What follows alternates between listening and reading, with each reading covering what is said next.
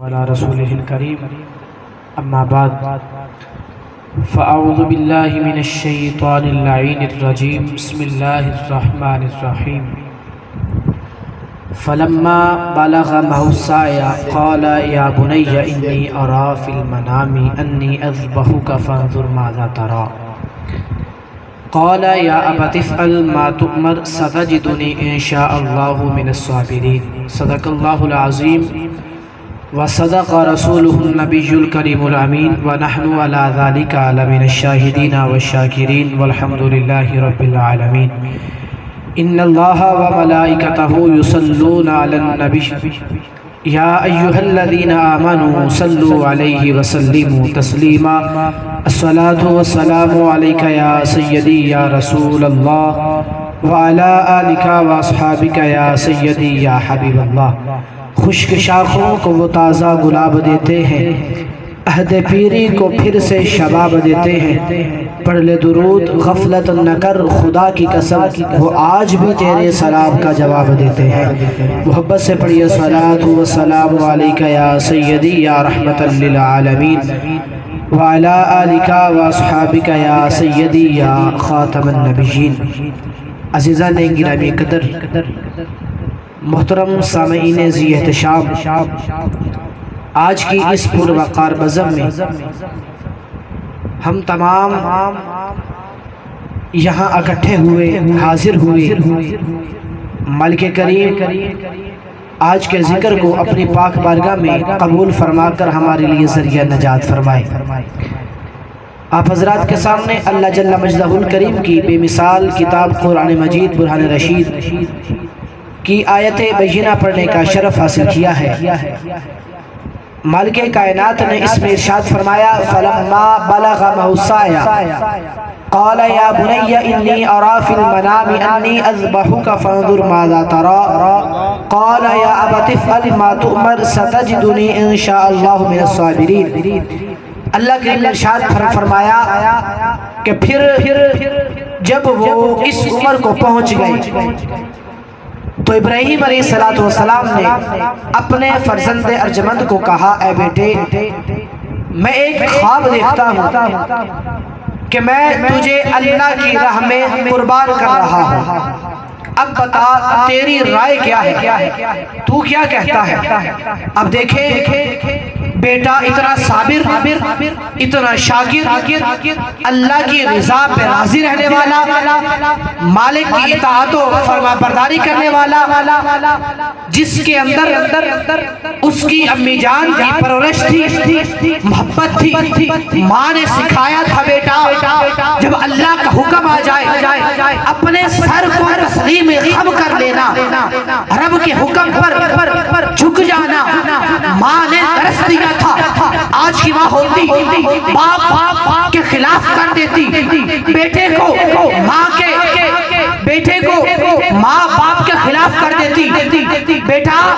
باپ کوئی بات رہے، باپ کی باتوں میں نہ آنا، لیکن قربان جائے جہاں عظیم ماں تھی جس نے دستے رکھا تھا بیٹا جب بھی تجھے تیرا باپ آ کر تیرے رب کا حکم سنائے تو تو نے فوراً اپنے سر کو تسلیم کر لینا ہے۔ تو کتنا صابر بیٹا تھا۔ بیٹے نے عرض کی قرآن کہتا ہے قال یا ابت افعل ما تؤمر، اے ابو جان آپ وہ کر ڈالیے جس کا اللہ نے آپ کو حکم دیا ہے، ستجدنی انشاءاللہ من الصابرین، اگر اللہ نے چاہا تو آپ مجھے صبر کرنے والوں میں سے پائیں گے۔ قربان جائیں عزیزو، اگر ہم اس فلسفہ قربانی کو سمجھیں تو بہت سارے مسائل ہمارے لیے ویسے ہی حل ہو جاتے ہیں۔ ایک مسئلہ تو حل یہ ہوتا ہے کہ آج جو ہمارے گھروں کے اندر لڑائی جھگڑوں کا ماحول بن گیا، باپ بیٹے کی نہیں سنتا، بیٹا باپ کی بات نہیں مانتا، اس کی ایک وجہ یہ ہوتی ہے کہ ماں اپنے بیٹے کو کہتی ہے بیٹے تیرا باپ نے ساری زندگی ضائع کر دی ہے، ہمارا کچھ خیال نہیں کیا، ہمارے لیے کچھ نہیں کیا، ہمارے لیے کچھ نہیں بنایا۔ باپ کے خلاف ہر وقت بیٹے کو باتیں کرتی رہتی ہے، خلاف کرتی رہتی ہے۔ لیکن اگر ہم اس فلسفہ قربانی کو سمجھیں کہ ایک ماں یہ بھی تھی جن کا نام حضرت حاجرہ رضی اللہ تعالیٰ عنہ تھا، کتنا عظیم درس دیا اپنے بیٹے کو باپ کی محبت کے اندر کہ بیٹا جب بھی کوئی تیرا باپ تجھ سے بات کرے تو اپنے سر کو فوراً تسلیم خم کر لینا ہے۔ تو قربان جائیں عزیزان گرامی قدر، قربانی کے بے شمار فضائل و برکات ہیں۔ آقا کریم صلی اللہ علیہ وسلم نے ارشاد فرمایا کہ ابن آدم جو قربانی کرتا ہے وہ قربانی قیامت کے دن بالوں، سینگوں اور کھروں کے ساتھ آئے گی، اور اللہ تبارک و تعالیٰ کی بارگاہ کے اندر قربانی کے جانور کا پہلا قطرہ خون کا زمین پر گرنے سے پہلے اللہ کی بارگاہ میں قبول ہو جاتی ہے۔ قربان جائیں عزیزان گرامی قدر، آقا کریم علیہ السلام نے اپنے لخت جگر سیدہ طیبہ طاہرہ فاطمہ الزہرا رضی اللہ تعالیٰ عنہ کو ارشاد فرمایا بیٹی اپنی قربانی کے پاس رہا کرو، تمہاری قربانی کے جانور کا پہلا قطرہ زمین پہ گرے گا، اللہ تمہارے ساتھ کا گناہوں کو دے گا۔ قربان جائیں، اتنا ثواب، اتنا عظیم کام قربانی کرنا، یہ ہمیں بہت کچھ سکھاتا ہے۔ ایک بات یہ ہے کہ اللہ کریم نے ارشاد فرمایا لن ینال اللہ لحومها ولا دماؤها ولکن ینالہ التقوی منکم، رب فرماتا ہے لوگو نہ یہ تمہارے گوشت ہم تک پہنچتے ہیں، نہ ہی خون پہنچتے ہیں، ولکن ینالہ التقوی منکم، تمہارا تقوی میری بارگاہ میں پہنچتا ہے۔ اللہ ہمارے تقوی کو دیکھتا ہے، ہمارے تقوی کو دیکھتا ہے، نہ ہمارا گوشت مالک کی بارگاہ میں پہنچتا ہے، نہ خون پہنچتا ہے، صرف ہمارا تقوی اللہ کی بارگاہ میں پہنچتا ہے۔ ہم